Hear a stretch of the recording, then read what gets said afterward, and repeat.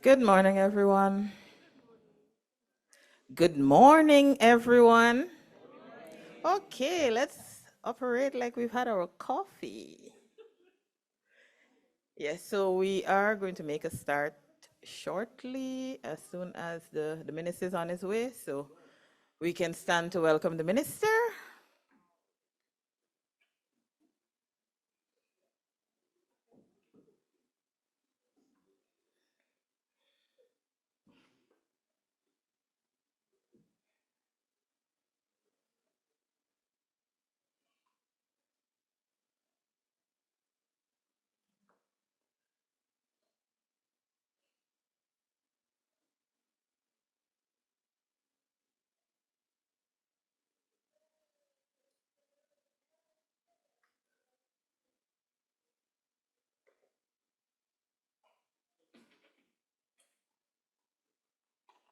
Morning, welcome. Let's remain standing for the national anthem.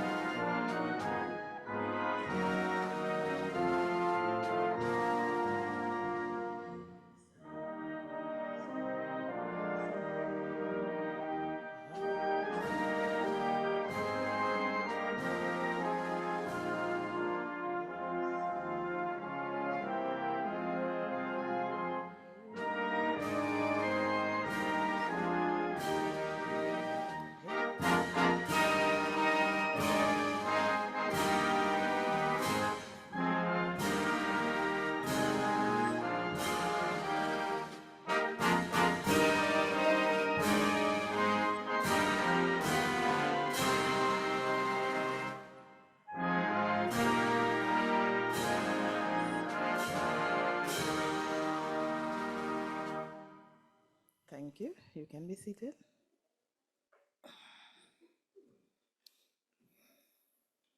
Once again, a pleasant good morning to everyone and welcome to this regional workshop.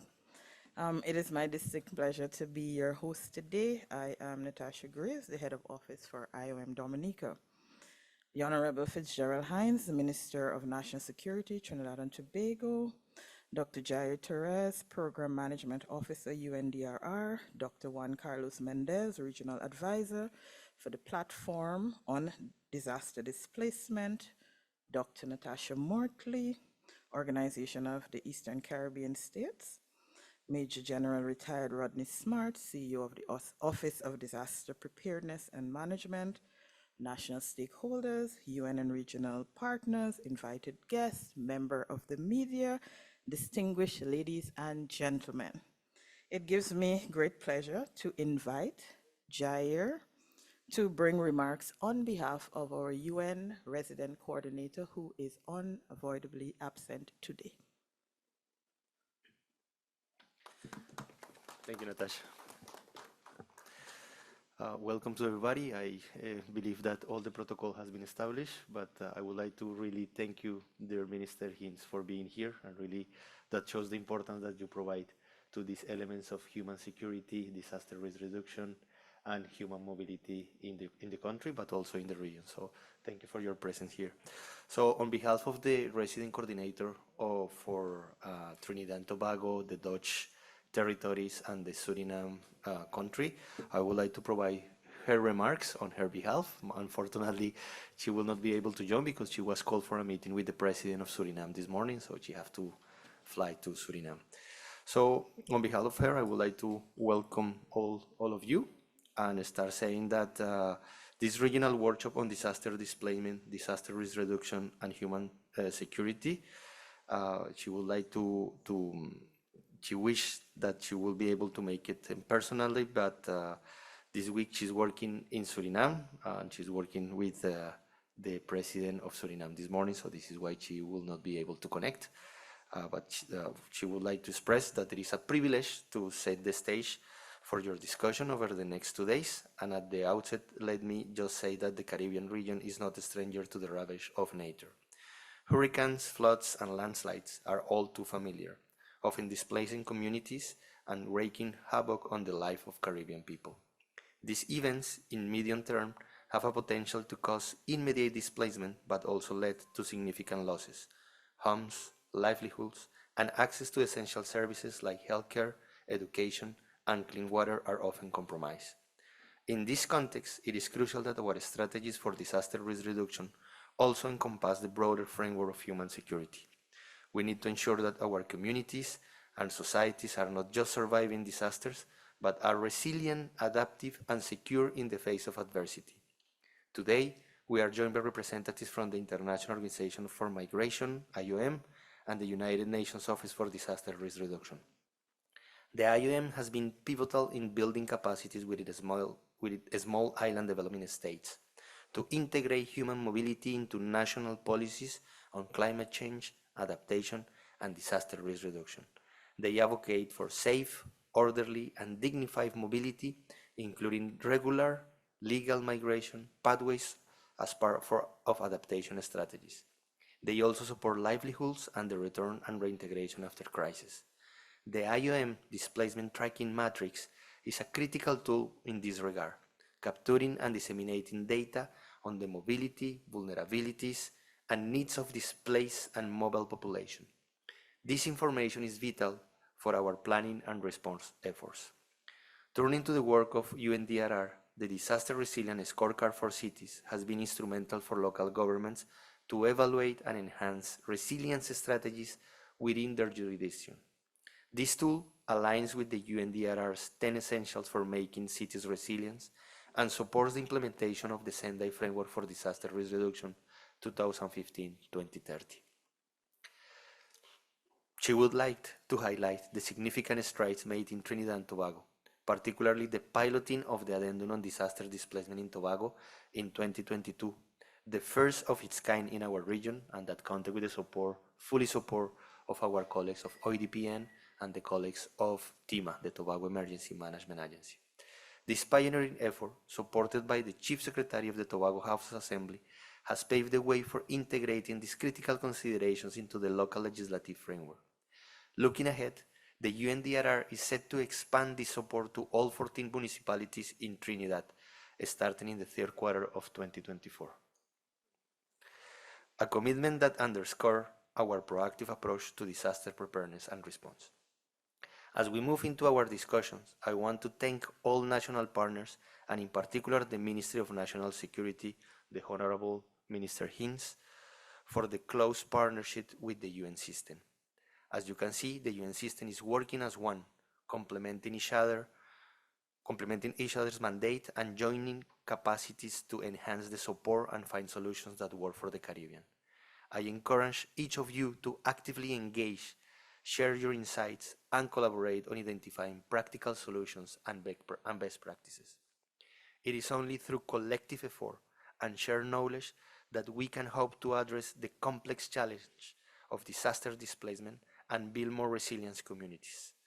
She would like to thank you all for your commitment to this vital cause, and she would like to wish you a very productive meeting. Let us work together to build a safer and more resilient future for all. On behalf of Joanna Casana, Resident Coordinator for Trinidad and Tobago.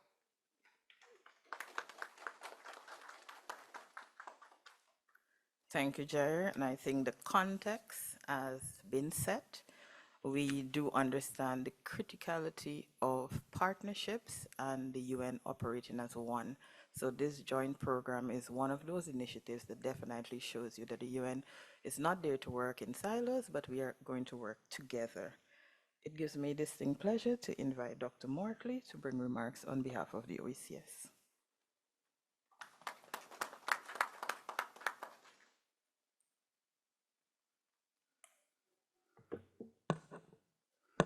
Thank you, Chair, and good morning to all protocols observed. But like my colleague before me, I also want to make a special mention and recognition of the Honorable Minister, Fitzgerald Hinds, and to thank our host, Trinidad and Tobago. It's good to be back to my third home. St. Lucian, living in Jamaica, so that's my second home. Trinidad, my third home, because I lived here for 7 years. So it's so good to be back. So I am bringing greetings on behalf of the Director General of the Commission of the OECS, Dr. Didicus Jules. And a little over a year ago, the member states of the OECS, the Organization of Eastern Caribbean States, signed off on the ministerial declaration, which was presented at the OECS's second Immigration Council of Ministers meeting held in the Commonwealth of Dominica. This declaration marked a significant achievement on the phase 1 of the Joint Human Security Program implemented by the International Organization for Migration, IOM, in collaboration with the OECS, the United Nations Framework Convention on Climate Change, and the Platform on Disaster Displacement, and under the guidance of the United Nations Resident Coordinator Office for Barbados and the Eastern Caribbean. This declaration answers the call to take robust action to enhance resilience to adapt to the effects of climate change in our region. The Director General of the OECS Commission, Dr. Jules, in support of this declaration said, "This is a true reflection of the collective commitment among leaders of the OECS to take action against the climate change phenomenon that threatens the very survival of our region." While the OECS sub-region continues to be challenged by a lack of comprehensive empirical data in the area of human mobility, migration, climate, and environmental related crises, a few things are very clear. The small island developing states of the region, of the sub-region, are severely affected by a wide range of environmental and climate hazards, which drive multiple forms of human mobility and have devastating impacts on our people. Global estimates tell us that women and girls are disproportionately affected by displacement, but other groups are increasingly at risk: children, elderly people, people with disabilities, indigenous people and indigenous communities, stateless people, and undocumented migrants. While the impacts on lives, livelihoods, households, and communities are devastating, our people are also very far from passive. My own research on the nexus on gender, human mobility, and climate justice reveals that there are many resilient plans emerging from within our communities. Community mobilizing and resilience is happening in tandem with progressive work of the Intergovernmental Panel on Climate Change, with the leadership of the OECS facilitating dialogue on environmental degradation, climate change, and migration, with research taking place from our Caribbean experts, and with partnerships with international agencies such as the IOM and UNDRR. And I want to underscore the importance of evidence-based and grounded research, the importance of the lived experiences of those persons who are marginalized, who are at risk, and most affected by climate and environmental crises. If we want our policies and strategies to be truly effective, they must be responsive to those persons most affected. For this is how climate justice is truly realized. At the OECS Commission, much is going on, and there's a strong commitment from the team in the areas of research, enhancing data collection, policy and legislative reforms through consultative processes, and engagement with affected communities. So I want to end by saying that we have to look at the dynamics of all of those concurrent activities taking place,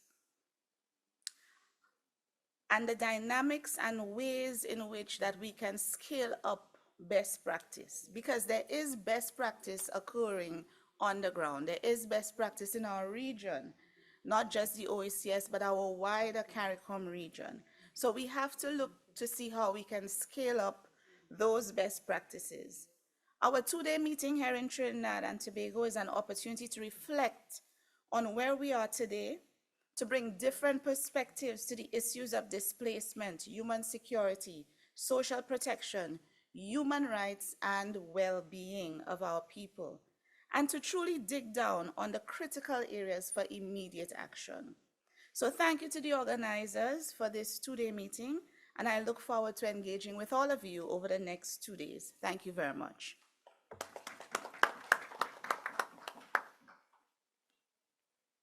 Thank you, Dr. Mortley.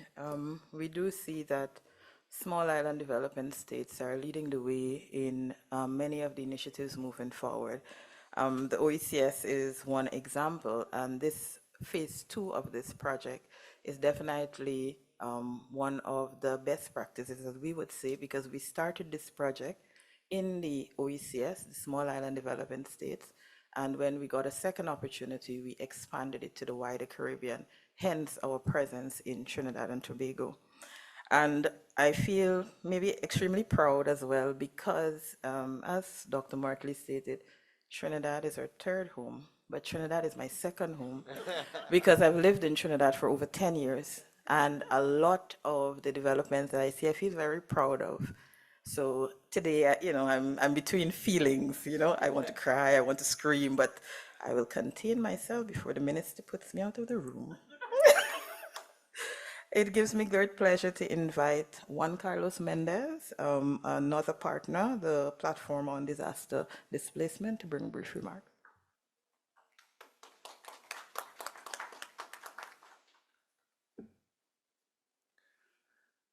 Your Excellency, Honorable Minister Hinds, dear colleagues, good morning, everyone.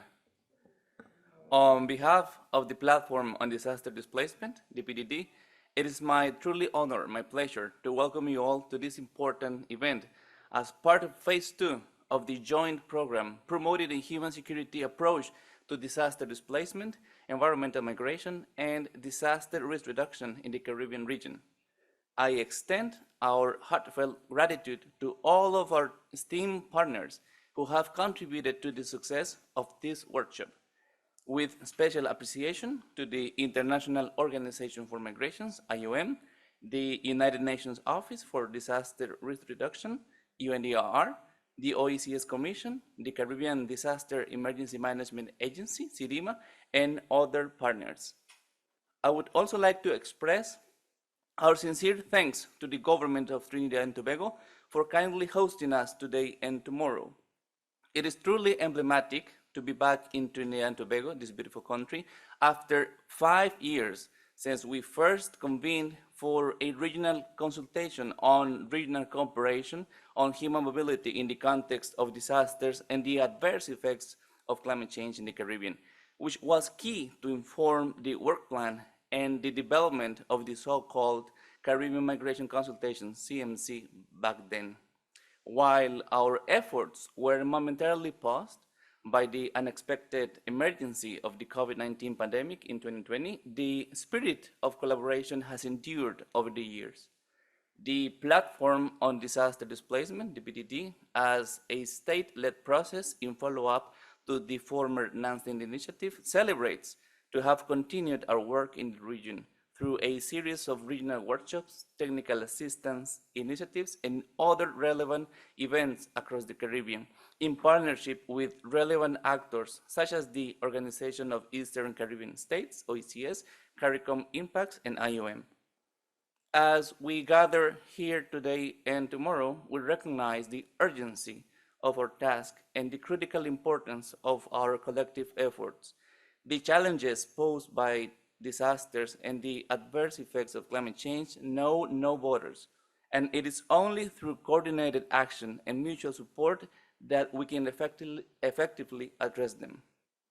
In the next 2 days, we have the opportunity to engage in meaningful dialogue here at this beautiful venue, but also virtually, share best practices, and ultimately enhance our capacity to respond to the needs of displaced populations in the context of disasters. In closing, I would like to wish everyone good luck in our discussions, different presentations, including a short tabletop simulation exercise today and an exercise tomorrow on the MCR 2030 scorecard for resilient cities and its annex on disaster displacement by UNDRR. May our collective efforts pave the way for a more resilient, inclusive, and sustainable future for all. Thank you.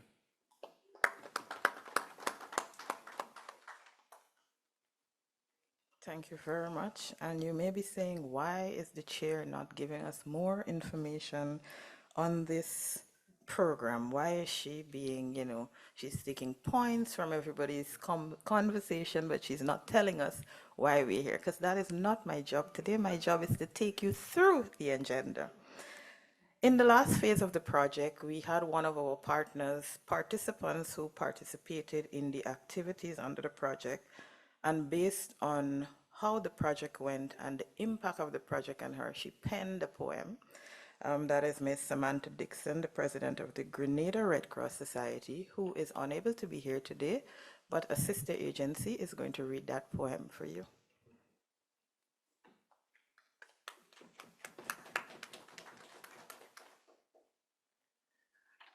Good morning, everyone, and I bring greetings from the Emerald Isle of the Caribbean, the island of Montserrat.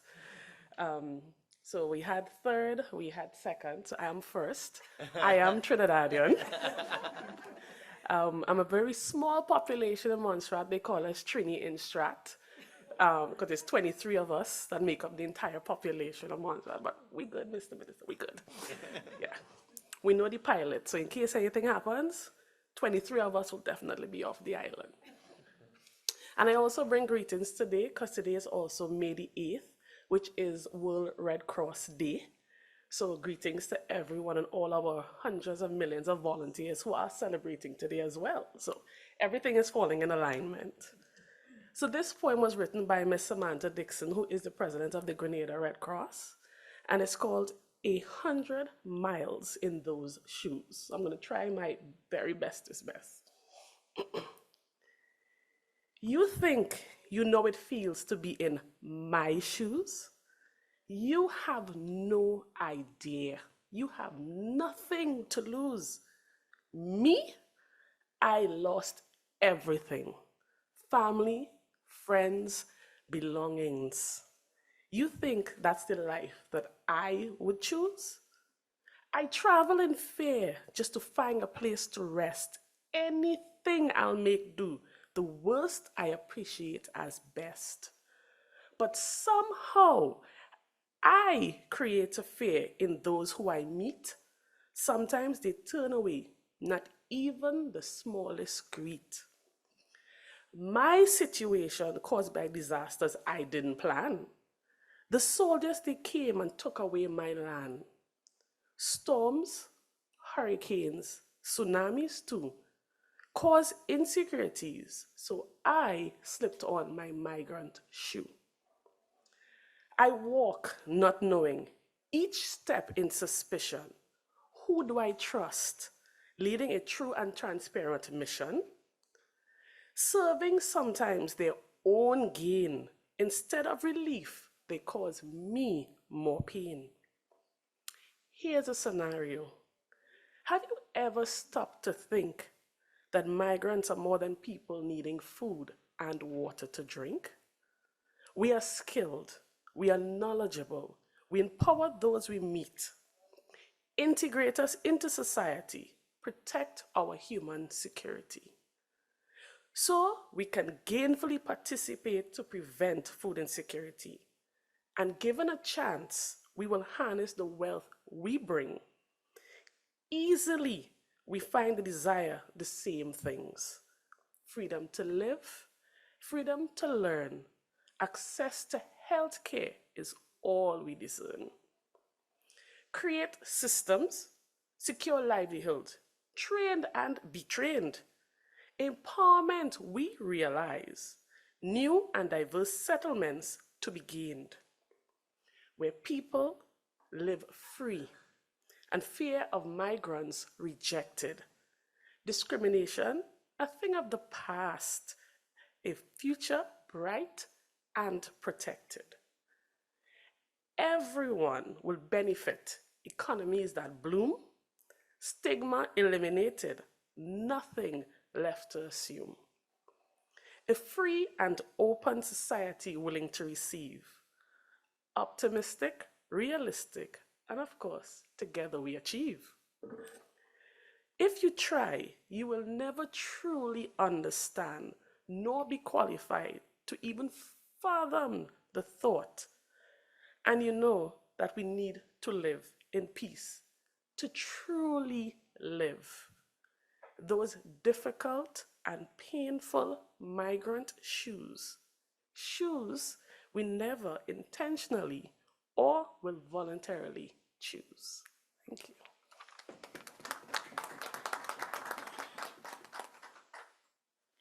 Thank you, Akisha Benjamin. You delivered, and indeed, freedom to live. That is what we seek, freedom to live for all. And if I know a little bit about the minister, I know this poem would have touched him very, very well, because we've heard things about security, human security, is it national security, food security? It's a lot of securities going around.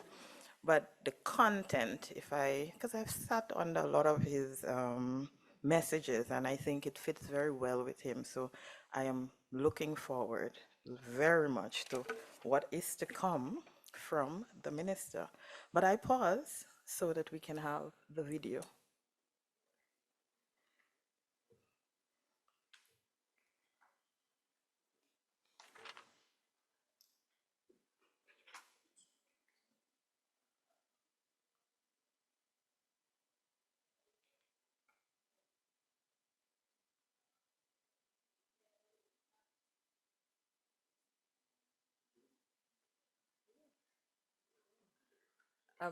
The video? Okay, if we're having any technical difficulties, I can move and we can come back to the video. Okay.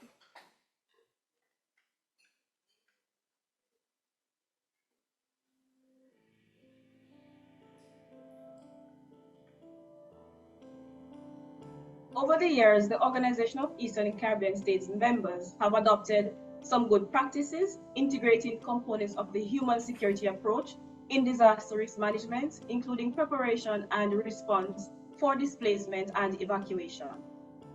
The evacuation of individuals from any country would require that country to have negotiations or collaboration with the state that the persons are being evacuated to. Within the OECS, there's that easy flow of people on a day-to-day basis across countries, but we have to consider the flow of people in the aftermath of a disaster and what a country has as its capacity to take persons from another island.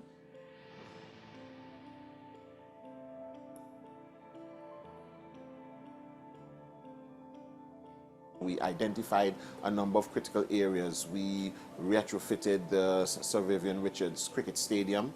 We also transformed one of the abandoned schools, our National Technical Training Center, and converted that into a long-term shelter.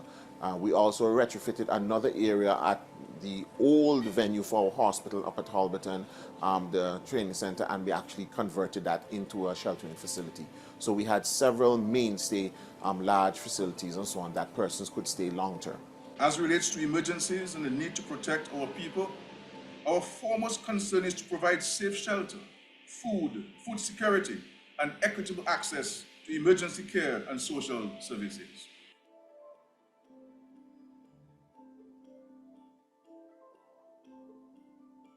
One of the things we did in the early stage is of the planning for the eruption is basically identifying the zones and in identifying the communities for the public, the constant education information to the public, telling you you're in this particular area and whether you need to evacuate or not.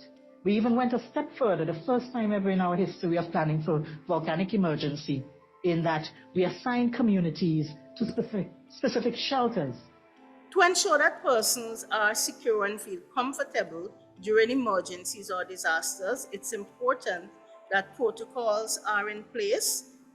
It is also important that even as a region, that we share and learn from each other's experiences, and that also our partners, whether locally, regionally, and internationally, that they are involved to help develop and integrate these protocols in our emergency functions and activities.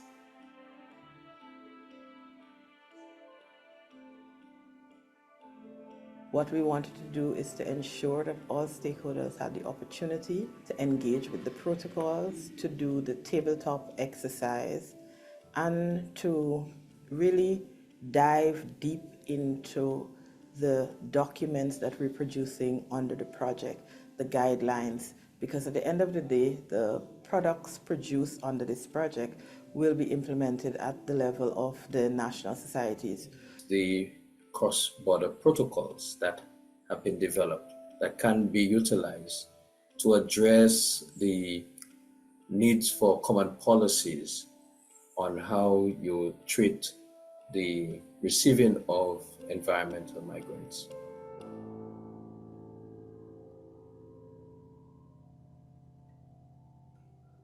Thank you. If you're following the agenda, you will realize that I missed. You may think that I missed, but I didn't, because I wanted to switch up what we hear and what we see. Because this event forms part of the National Disaster and Preparedness Month of activities for Trinidad and Tobago. So it's not by accident that we're here. And now that I've set the scene, it gives me great pleasure to now invite ODPM CEO Major General Retired Rodney Smart to bring you welcome remarks.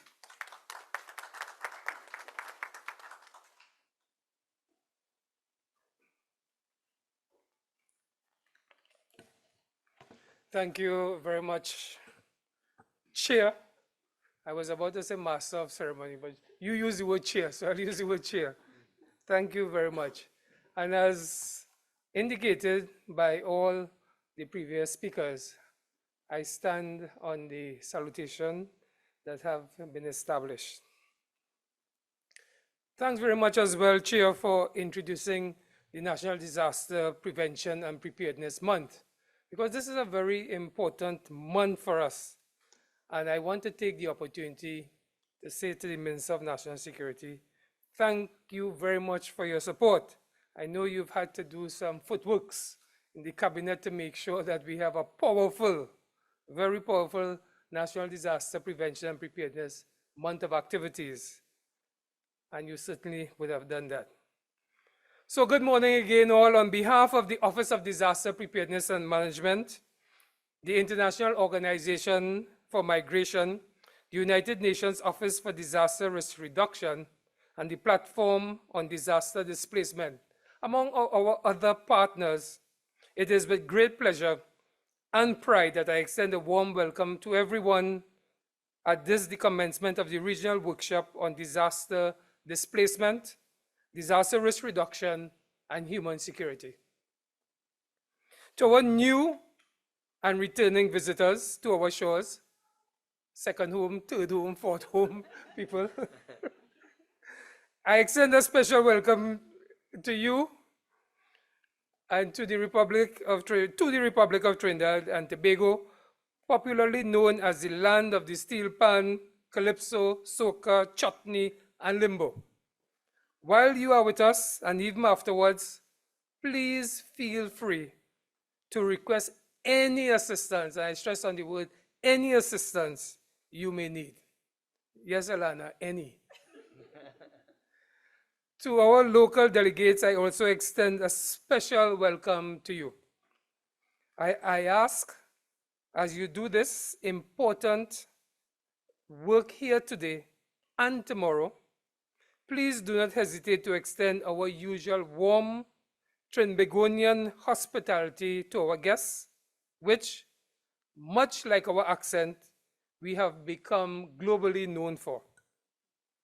Today, as we convene to begin this vital two-day forum, our tropical paradise, our home, the Caribbean, is facing increasing risk of the devastating hazards due to climate change and the traditional hazards we have faced from the immemorable and increasingly devastation caused by the hazards that continue to threaten our societies.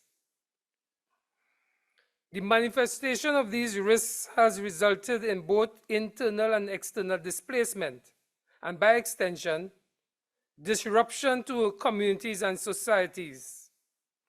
Doing nothing is therefore not an option. How do we prepare for and cope with these eventualities are what this workshop today and tomorrow is really about. I want to say a special thank you on your behalf to the organizers for agreeing to put on this workshop during this month of activities for us. I want to say to you, the participants, thank you for accepting our invitation to attend the workshop. Our deepest appreciation to our Minister of National Security for taking the time from his very busy schedule to address us. Heartfelt thanks to the International Organization for Migration, to UNDRR, represented by my good friend, Dr. Jair Torres, for the platform on disaster displacement,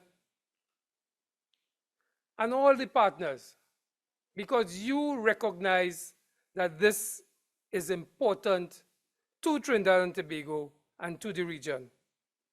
Welcome once again, each and every one of you, and let us commit, I stress on the word, let us commit to making this the best two-day workshop you have ever attended.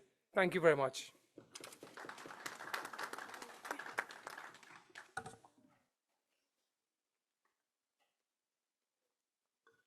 And you can see why I have the distinct pleasure of being your chair, because he has just paved the way for Viola Pascal. So Viola, over to you.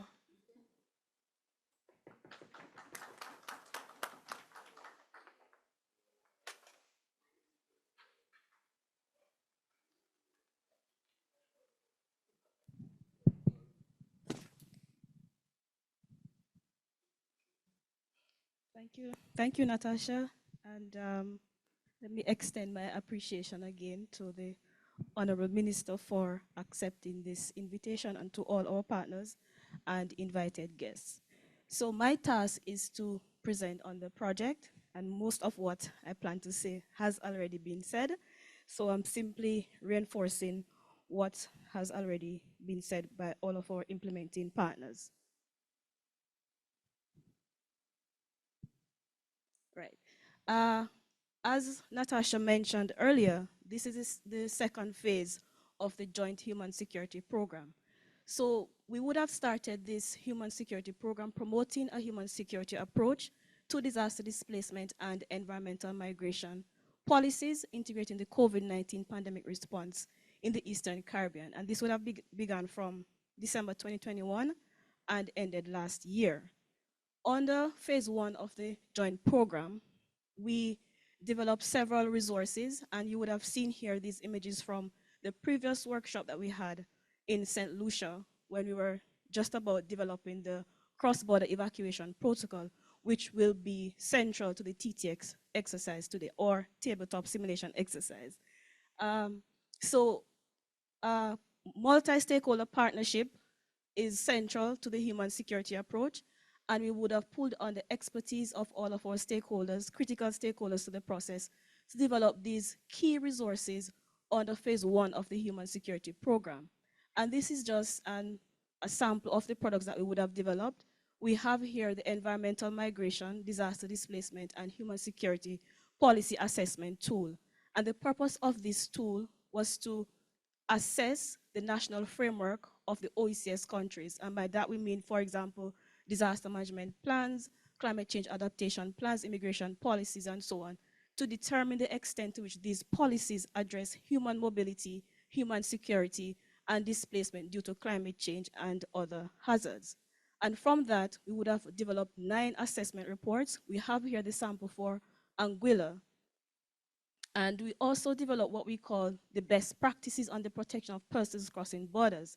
And this is simply a compendium of the best practices on how displaced persons have been treated in the region. For example, persons who were affected during Maria or Irma, who were displaced to other countries.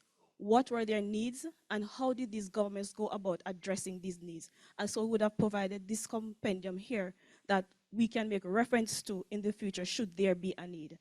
And finally, we also have the cross-border evacuation protocol. And this document is key, as I mentioned before, to our exercise today. All of these documents are available for your access. I would have shared some of this soft copy already. And Dr. Natasha Mortley mentioned the OECS Ministerial Declaration. We are especially very proud of this achievement under phase 1 of the Human Security Program. And here we have the Minister of Dominica for National Security, who was the lead in getting this declaration endorsed under the program. And this was, of course, introduced in Dominica. So we're very proud of this achievement, again, showing the commitment of OECS ministers to addressing the issues of human mobility, human security, and climate change in the region. We now move to phase 2 of the program, and here we are today in Trinidad. What has changed under phase 2? We simply saw the value of this program, and we extended the geographical coverage of the human security program. We have now included Jamaica, Barbados, and Trinidad and Tobago. And again, we are quite pleased that Major General agreed to support us in having this workshop in Trinidad. We also expanded the partnership to now include UNDRR. Of course, disasters is the lived reality of the region, and we want to ensure that the region is well prepared to respond should there be a need. Getting into a little bit on the outcomes of the project, there are 2 key outcomes. Outcome 1, regional agencies, national organizations, and communities have enhanced systems and capacities in place for disaster risk management and adaptation to the current and long-term effects of climate change. Many persons may wonder, what is the linkage between human mobility and climate change? And we are seeing that increasingly that is not being seen as an adaptation method to dealing with climate change, moving people to safer areas, plan relocation, and all of those things we have to begin to think about. And the second outcome, enhancing the awareness of regional agencies, again, on the value of the human security approach. And what we would have recognized under phase 1 of the program was that there was a limited understanding as to what really is this human security approach. So we continue to work on that, on enhancing the understanding of the human security approach and its value in being applied to the programs in the region. And we'll see more of that as we move into the program. And this slide basically speaks to some of the outputs, and I just want to highlight the first output, where CARICOM supports the integration of the resources developed under the joint program in the Caribbean region. And I want to point out CDEMA here, because the partnership with CDEMA is very critical.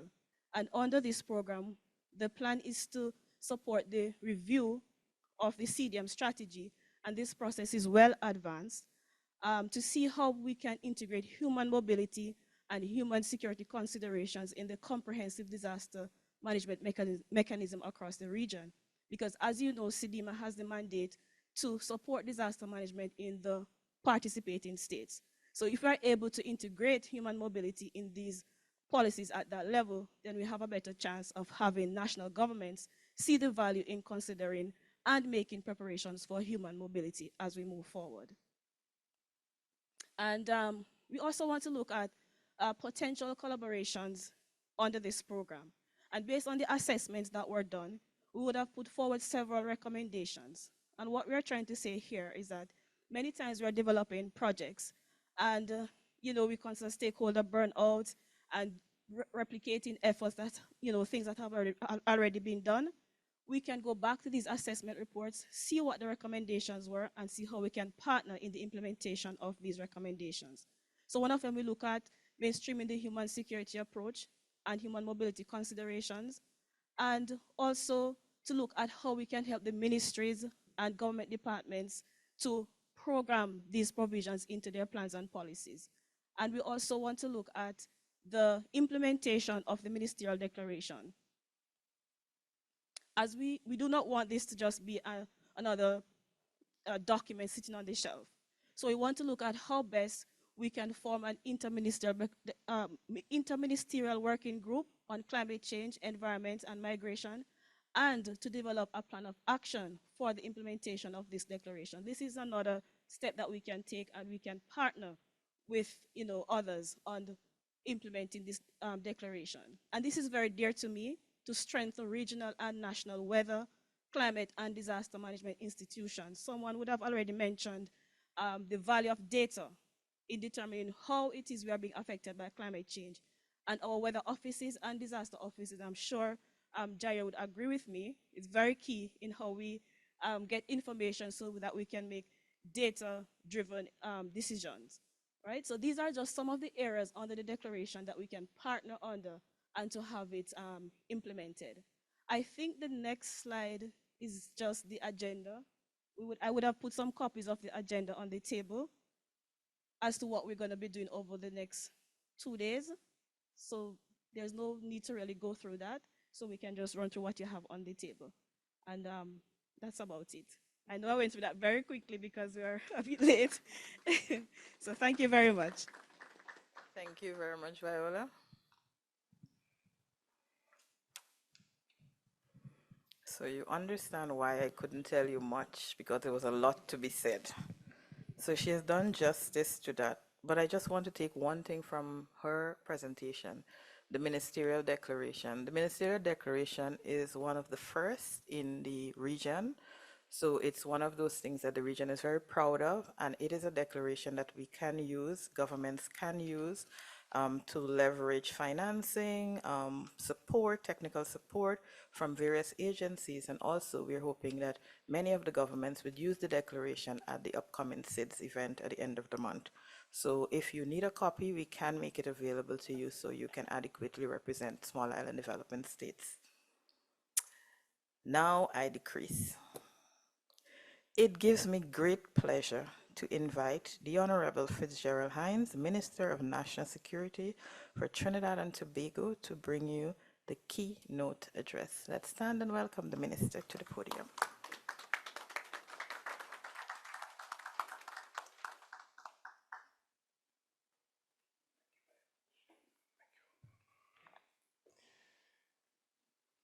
Thank you very much, Madam Natasha Greaves, for your very kind introduction in your capacity as, I would say, both Master of Ceremonies and Chair.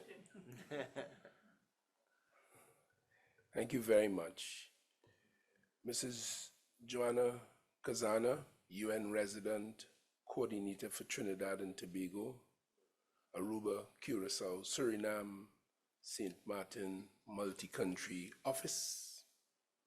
Again, Madam Natasha Greaves, I recognize you, Graves. I recognize you now as your head of the Office of IOM in Dominica. Dr. Jair Torres, Program Management Officer representing the UNDRR, here with us today. Dr. Juan Carlos Mendez, Regional Advisor for the Platform on Disaster Displacement. Dr. Natasha Mortley, Organization Representative of the Organization of Eastern Caribbean States Commission. And of course, Major General Rodney Smart, the very hardworking and focused and intense CEO of the Office of Disaster Preparedness and Management here in Trinidad and Tobago, all national stakeholders, representatives of the UN regional partners, and specially invited guests, distinguished ladies and gentlemen.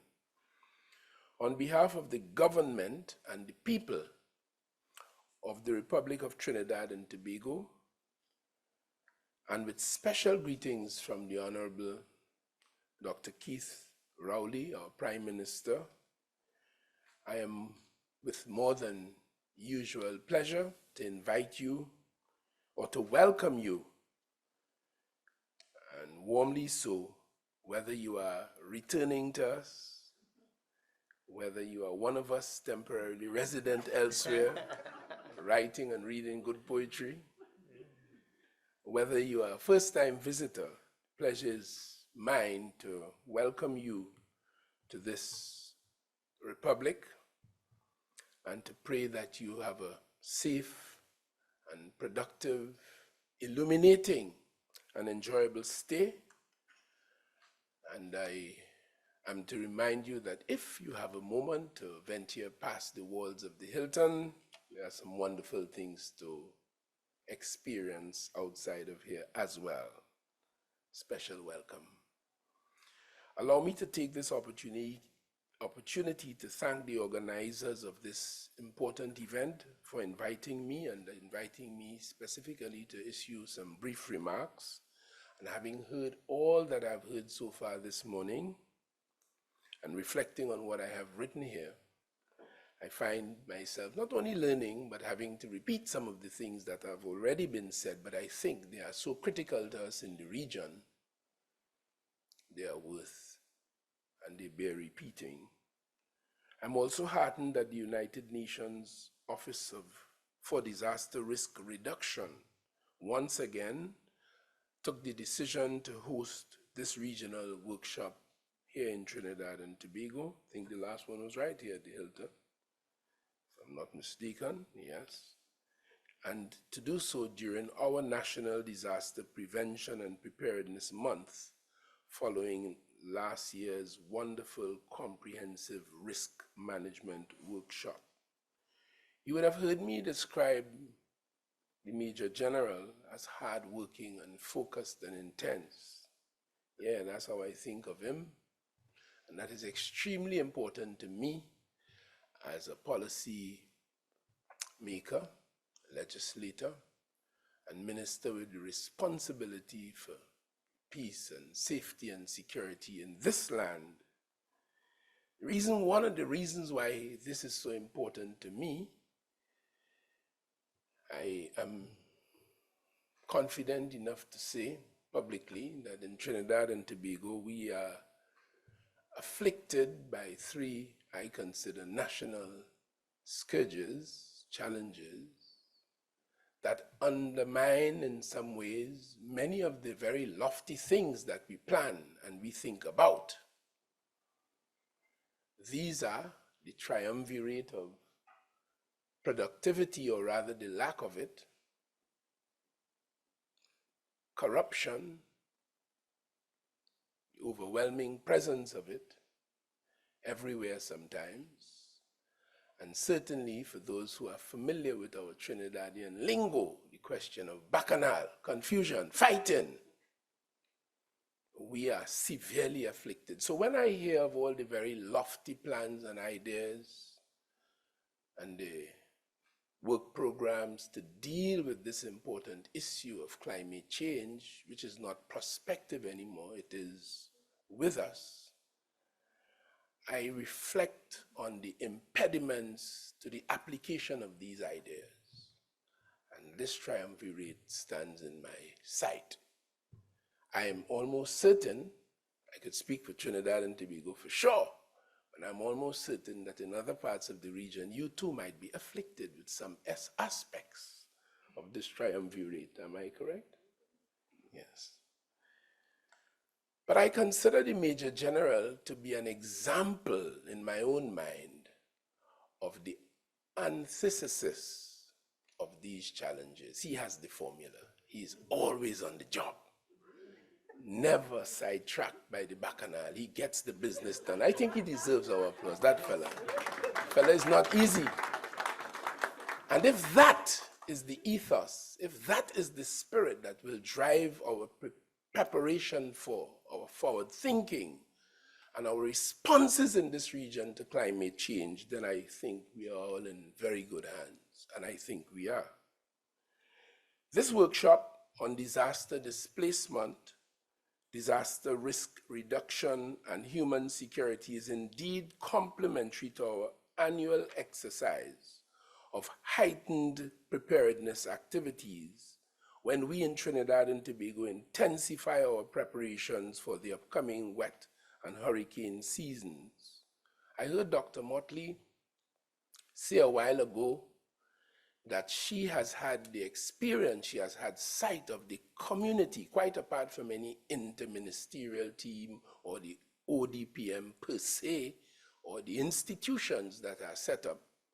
but she has had evidence of people, real people on the ground in communities, taking collective action in this regard. I think that's beautiful and to be encouraged. I am encouraged to hear that. It also provides all nations present with the unique opportunity to pursue collectively a program of activities to fortify the intricacies of cross-border migrant evacuation measures to ensure the safety and well-being of all individuals within our borders during times of crisis. This is of particular relevance as the complex multi-hazard environment within which we as Caribbean small island developing states exist and exposes us to disproportionate threats and shocks. When these manifest themselves, their effects can be as much as 6 times, the experts say, more devastating in comparison to that of the developed countries. I think that has to do with resilience, the capacity for recovery based on resources and no doubt on preparation. And we are hoping, of course, to get there. More so with the increasing challenges posed by climate-related hazards, concepts such as disaster risks, displacement, and human insecurity are not merely theoretical concepts, but we've heard several times this morning, I describe them as living realities that deeply impact our region. In fact, I was reminded a moment ago that I think it was 2017 with the onslaught of Hurricane Irma. We did have some displacement from the island of Dominica. And I recall Prime Minister Manning at the time encouraging the citizens of Trinidad and Tobago to open our doors to our brothers and sisters of the island of Dominica and to entertain them. In fact, the upshot of that was about 100 thereabout school children, in fact, came to Trinidad and were hosted for as long as was necessary. And that is a living experience of this business of displacement and how real it can get. In recent years, our region has experienced the profound social, economic, environmental, and cultural impacts caused by various hazards.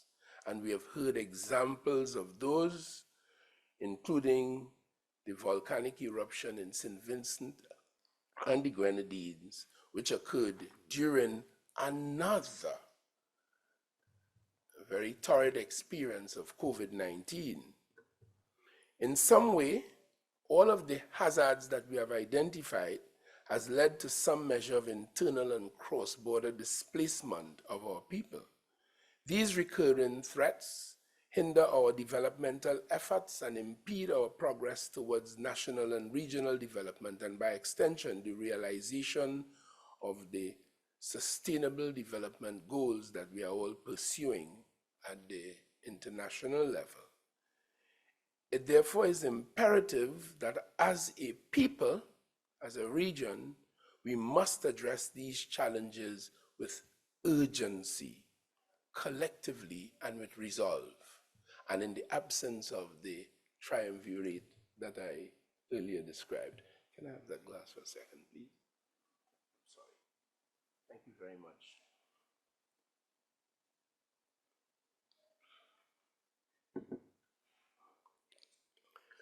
Consequently, it is with these thoughts in mind that I am especially pleased to address you this morning at the launch of this 2-day workshop on the ongoing joint program promoting a human security approach to disaster displacement, environmental migration, and disaster risk reduction in the Caribbean region.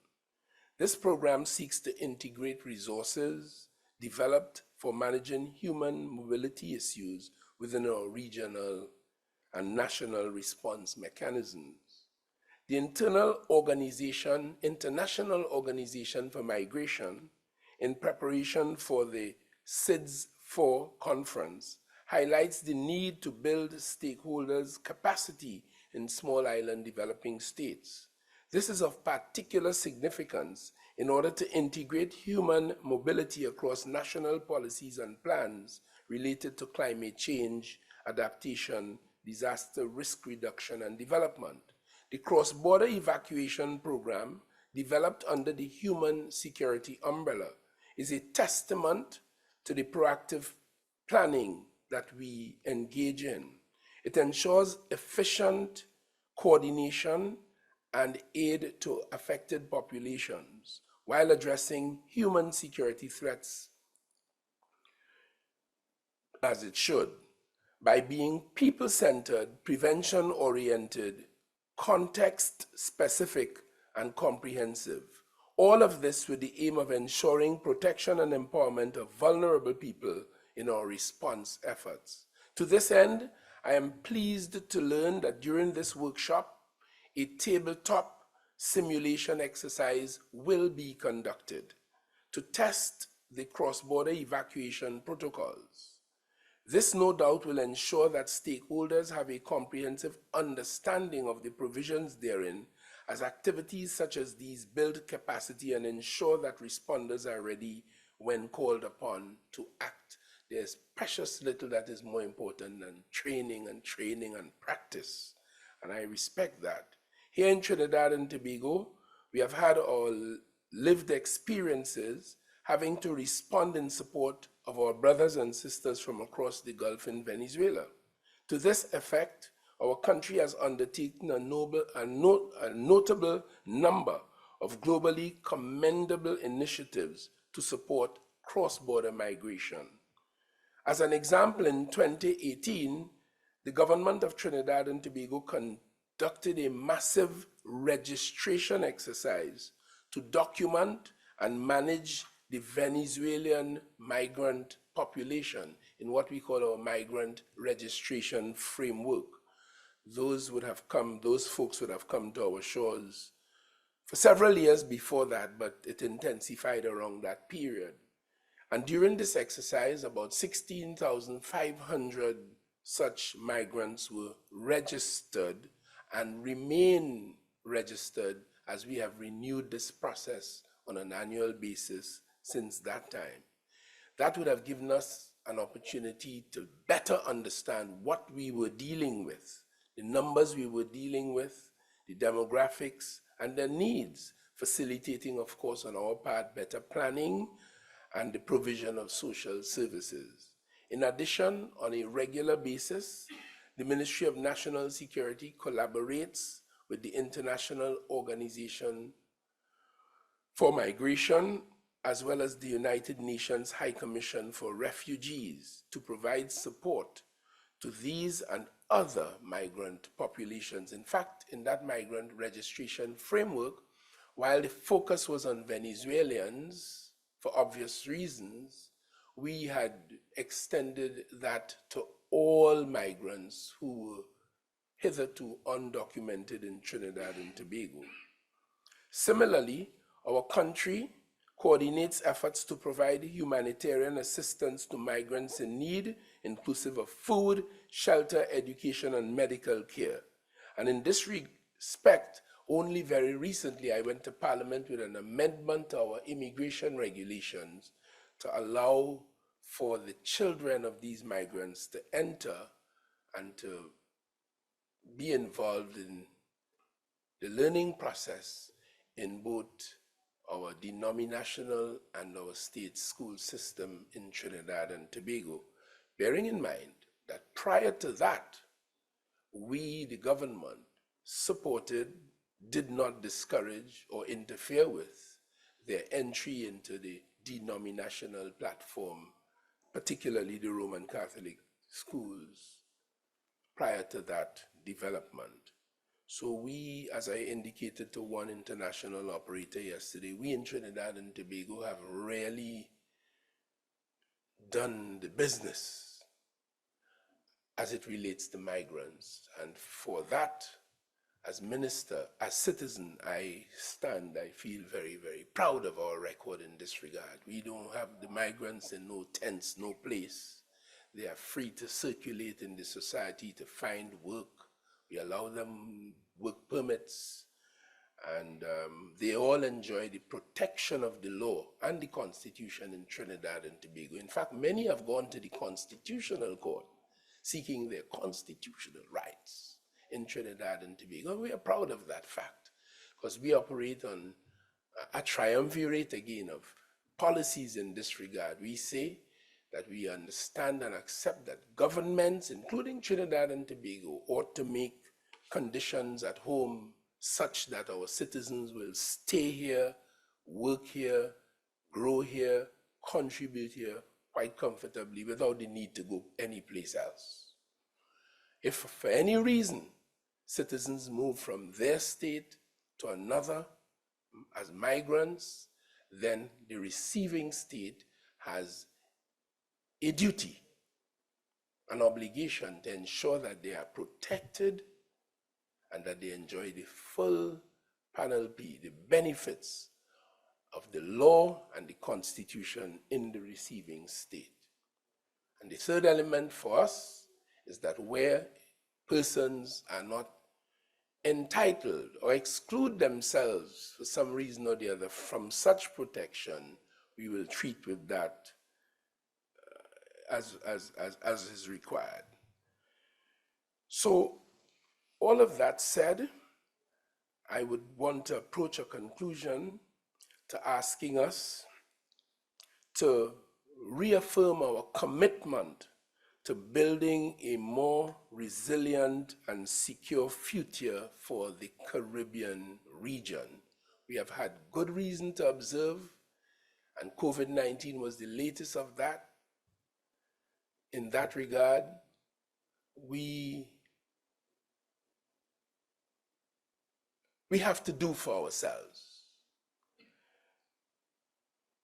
We have to prepare for ourselves. We have to share what we have, and we appreciate what the rest of the world shares with us.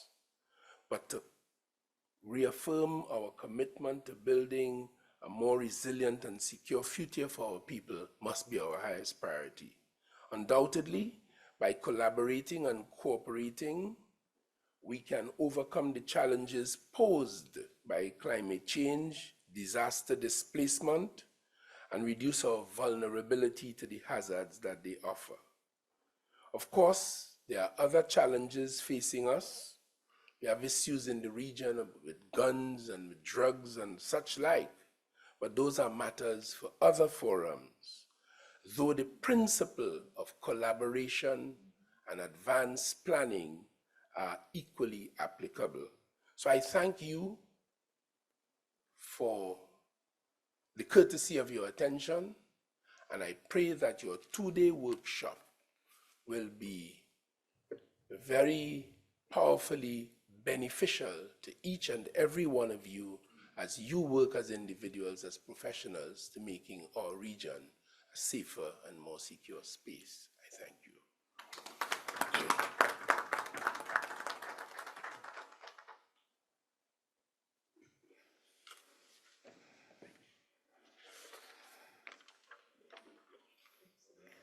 Thank you, Honorable Fitzgerald Hinds.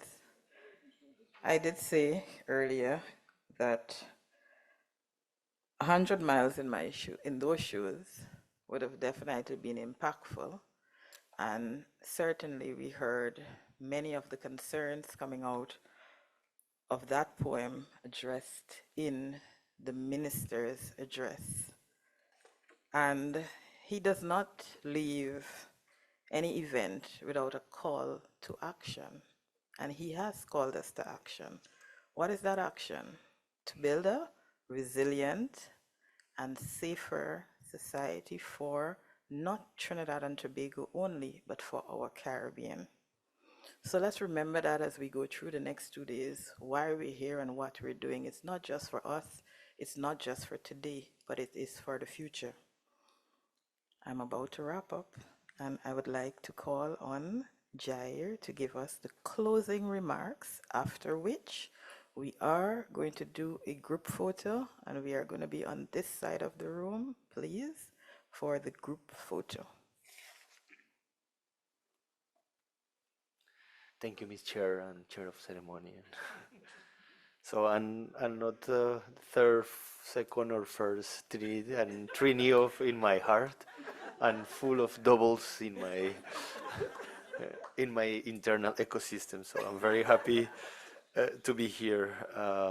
So I would like really to thank you all, notably the Honorable Minister Fitzgerald Hinds for being here and really for setting the tone and giving the importance of this regional workshop in order to launch this project and start seeing what are the different elements that we will be working in the coming 13 months, or maybe less, in order to really continue promoting these elements of human security, the concept of human security, and integrating disaster risk reduction and disaster displacement in local national policies, but also in protocols that are being held at the or being developed at the regional level, but also internally.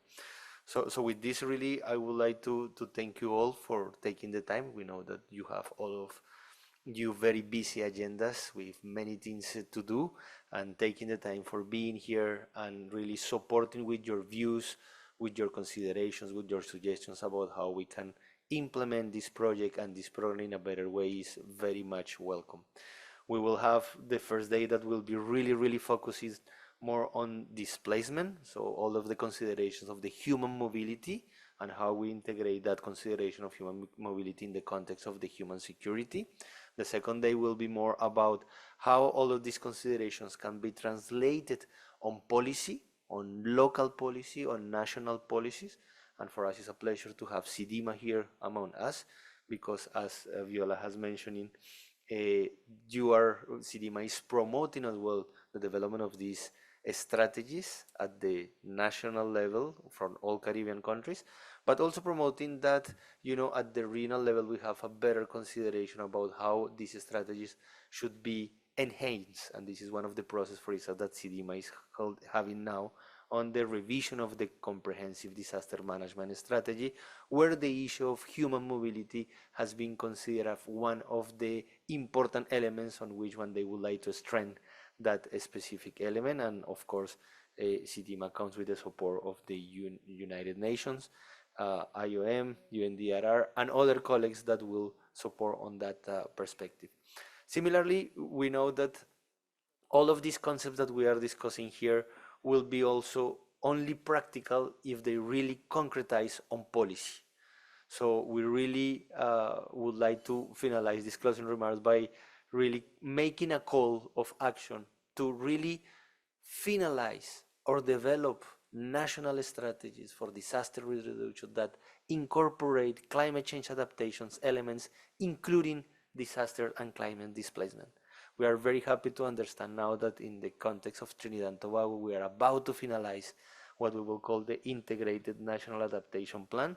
That is an integrated because include all of these elements of disaster risk reduction in the context of the adaptation plan. And we welcome the cooperation that has been had between the Minister of National Security and the Minister of Development and Planning in the country in order to ensure that this strategy will be finalized and count with the views of all of the sectors, but also of all of Trinidad and Tobago colleagues that we have here. So we really appreciate these efforts that the government of Trinidad and Tobago have been putting on the recent months in order to secure that we're gonna get to that policy and that we can start the political process to adopt that policy as soon as possible in order to start implementing these actions and framework and framing the human security, the disaster risk reduction, and the human mobility in Trinidad and Tobago as a good example as well for the rest of the region. As always, Trinidad and Tobago providing good examples here. So I'm really honored for that. So I would like to really thank you all. Thank you the members of the panel for these opening remarks. I would like to thank you for coming here, for taking the time, and I really wish you a very nice 2 days of productive discussions. All of your comments, suggestions, what we will discuss during these days will enrich the application of this project that then will continue with other elements that we will discuss tomorrow about training of trainers and bringing this to the different territories of the countries that are involved in the implementation of this project. So thank you so much.